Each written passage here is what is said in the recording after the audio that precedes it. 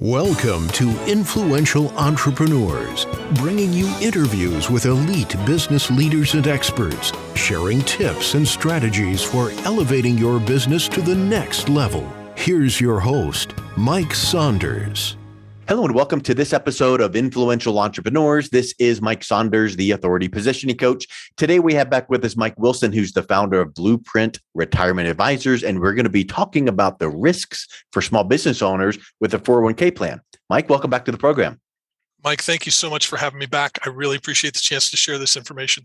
Yeah, last time we talked, you brought up some points that I've been a business consultant and coach for over a decade, and I was scratching my head going, ooh, that's interesting. And that didn't make any, I had no clue that happened. So I think that a lot of small business owners are out there going, wow, a 401k plan, I'm clueless. And in their cluelessness, it could be bringing some risk to themselves personally and professionally. So let's continue our talk about this. So what are some of the risk and litigation factors that are involved in a 401k plan for small business owners? Yeah. It all starts with the fiduciary duties that the plan sponsor has. And this is the small business owner or not so small business owner. Anybody who signs on as a sponsor to a plan has some basic duties. They need to understand the fees and know them. Although it's fair to say that most plan sponsors don't know where to find it. They need to benchmark their plan and their providers and understand how to ask questions and know those things. They need to, believe it or not, maintain an investment policy statement, which I guarantee you very, very many of them, most of them are not familiar with. They also have to have an investment committee that they don't have. And then lastly, of course, they have to monitor the plan. So the risks that these sponsors take is in not complying with those fiduciary duties. And that's what sets them up to the potential litigation. Well, and when you say fiduciary responsibilities, I think that's like a big highfalutin word that people go, oh, well, you ought to just treat people right and do what's best for them. But it goes well beyond that. If I'm understanding correctly, there's a legal responsibility. And if you don't do that, then they're coming knocking at your door and you might not like what they have to say, right? Exactly. I mean, it is about doing what's right. In fact, the definition of being a fiduciary is doing what's in the best interest of the participant. And that's very important. And I think a lot of plan sponsors think they are doing that. But ERISA, which is the Employment Retirement, now I've screwed it up. Anyway, ERISA, which is the law that governs retirement plans, spells out certain rules and certain things that the duties of the fiduciary have to be fulfilled.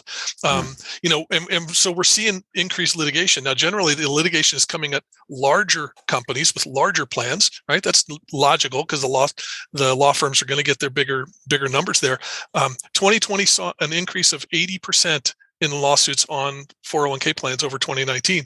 Wow. And, those lawsuits are about all sorts of things: bad fund choices, poor plan design, underperformance of the investments in the plan, which the fiduciary has, air quotes, chosen. And then, of course, the last thing and the biggest thing is fees. Most of the litigation is about excessive fees. Well, and here's the thing. Let's say that a small business owner or, business owner, because like you said, it could be a small business owner, but the SBA says a small business is 500 employees or less. That's pretty big. But a business owner that says, here comes my 401k administrator company, whoever that's going to be, and they're going to administer this. Yay. Well, you glance at the 3-inch thick book and you're like, looks good to me. Or you ask them certain questions, you're like, good, it sounds like you know what's going on. But there could be the landmines of, what if you don't have enough options? What about the fees? And it's not fees you're charging as the business owner. You now have kind of patted on the back of that plan administrator. What are their fees? And if it's too much, the business owner now is called on the carpet because it's like, your fiduciary responsibility was to compare the fees and you didn't do that good enough. And these fees were too much. And now we need to have a little sit down. Right. And the unfortunate part is the plan sponsors are leaving too much of the responsibility to the third-party administrators, to these plan administrators, not fully understanding their exposure. I get it. There's demands on a small business owner to make things happen and provide for their employees and, market and competition and product development, all those things. So they're not inclined to want to sit down and look at this. And yet it's the kind of thing that could, you hear about professional athletes having a problem with their big toe. right? And you think, oh, the big toe is not a very big part of the whole body. They should be able to, nope, they can't. Football players, baseball players, Yep. why is that guy sitting? Hurt his big toe. Oh my Yep. goodness. And not that I'm calling 401k the big toe of financial planning, but in the business world, it's just a small piece, but it could Crippling. sideline you. Yeah. Well, let's even carry that step about, the breadth of offerings or the excessive fees. The business owner may have, glanced at that and gone, looks pretty good to me. I think that potentially that could change with the business owner not even knowing. And let's just say that here comes, like for instance, your health.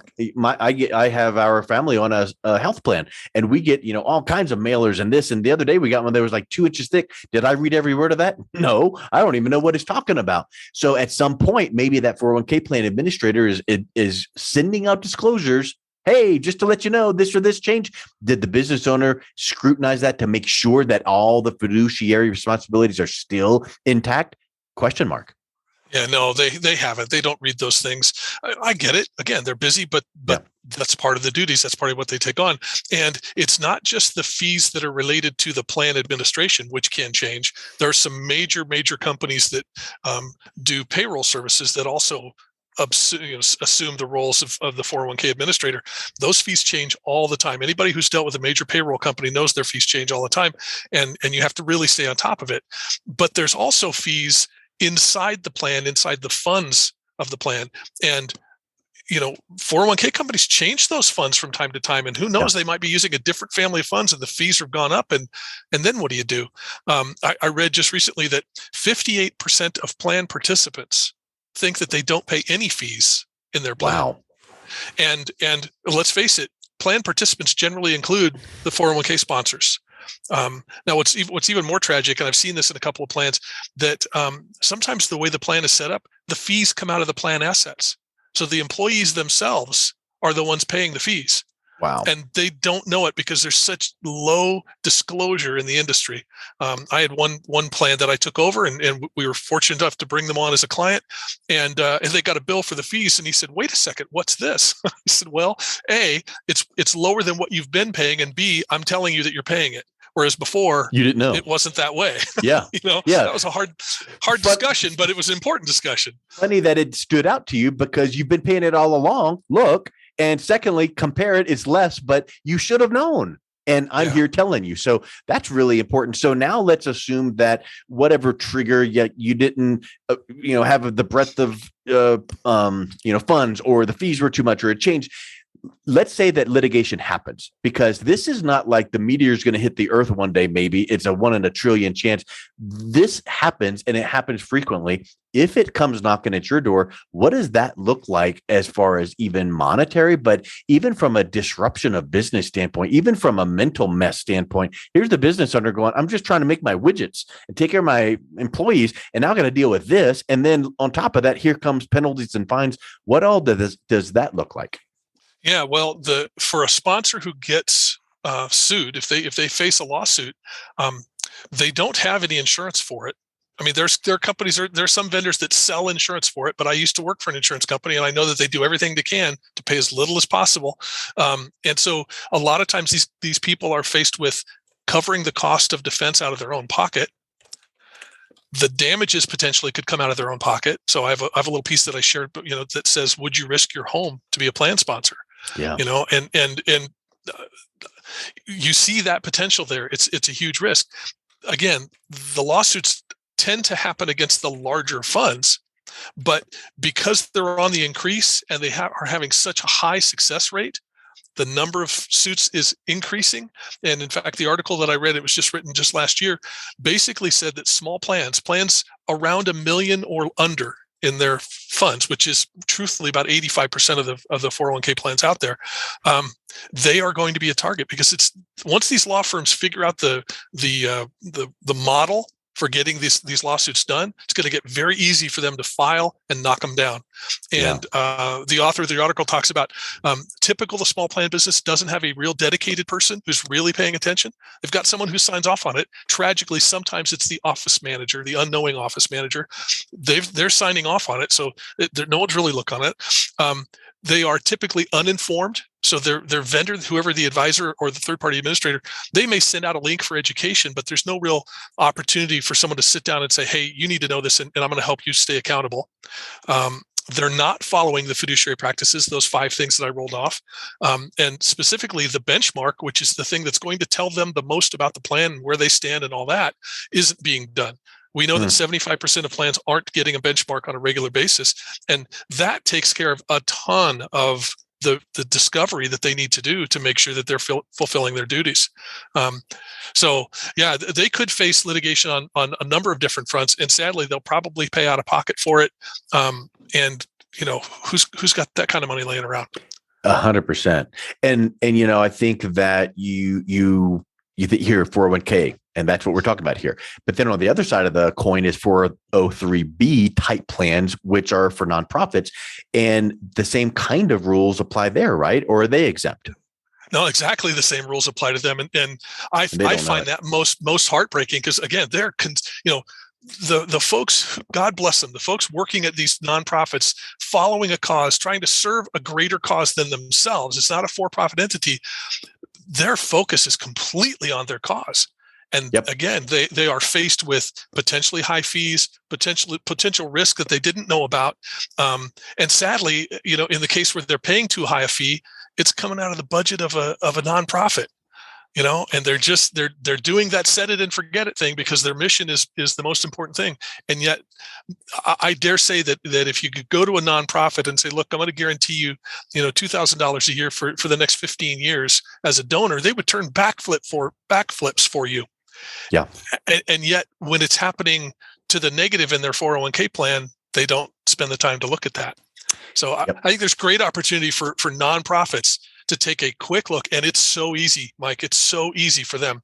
A couple of documents, 15 minutes worth of time on their part to get somebody like me the documents that I need to do the analysis. It's so easy. They're just missing the chance. Yep.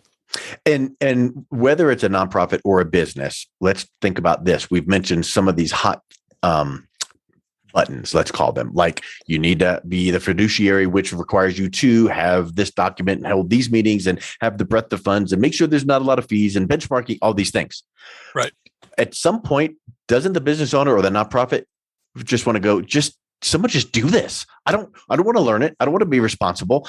What options do they have just to say, just someone else do it, and I don't want any connection to it. Don't come back on me. Is that even possible? So that's a great option. There are different levels of fiduciary offloading that a plan sponsor can do. Some of the opportunity to offload fiduciary duty is basically at no cost. Certainly it's no cost if they save money, from one plan to another.